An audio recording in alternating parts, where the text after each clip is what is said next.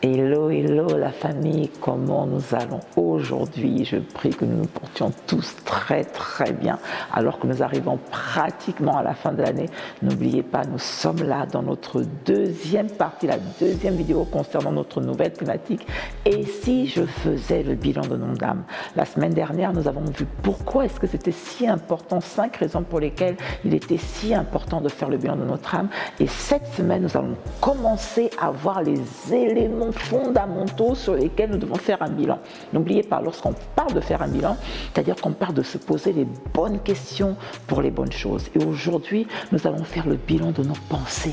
Oui, le bilan de nos pensées. La Bible dit dans le livre de Proverbes, la Bible dit « Il est tel que sont les pensées de son âme. » Il est tel que sont les pensées de son âme. Ça veut dire qu'en fait, on comprend bien par ce passage qu'en fait, l'âme est le siège de nos pensées. Et mon père spirituel, l'apôtre Hélène Castano, a écrit un super livre dessus concernant la chair. Je vous le montrerai dans une des vidéos et je vous le recommande vivement. Mais là, je ne l'ai pas sur moi, je le montrerai la prochaine fois.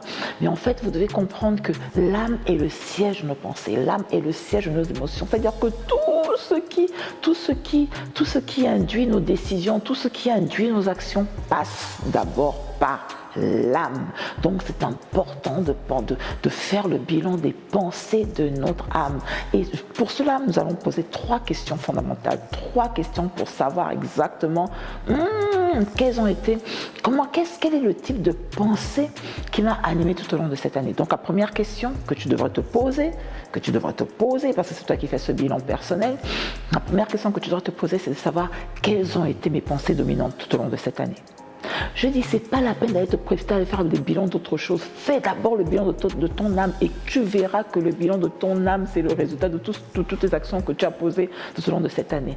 En fait, quelles ont été les pensées dominantes? Est-ce que c'était des pensées de peur, des pensées de chèque, des pensées d'addiction? Est-ce que c'était des pensées de haine, de colère?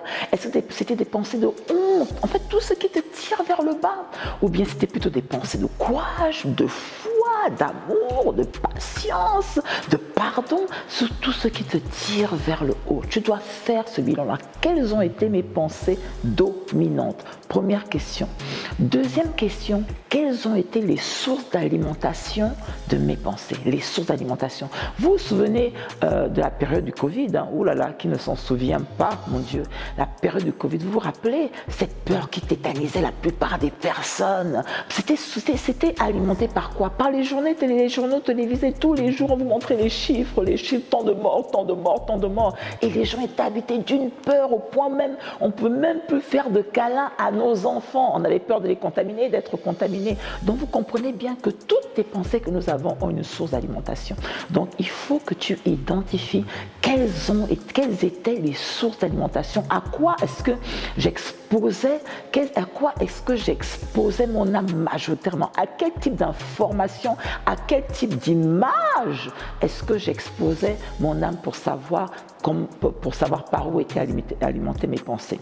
Et la troisième question que tu dois poser pour faire le bilan de tes pensées, quelle est toujours mon attitude vis-à-vis de ces pensées-là?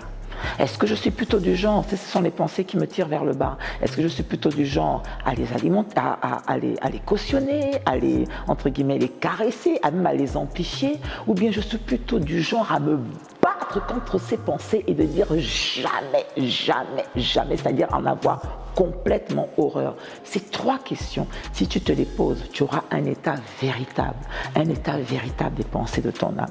Et la suite, nous le verrons par la grâce de Dieu la semaine prochaine. Donc je t'en supplie, fais cet exercice-là pour que tu aies une véritable image de cette année en ce qui te concerne.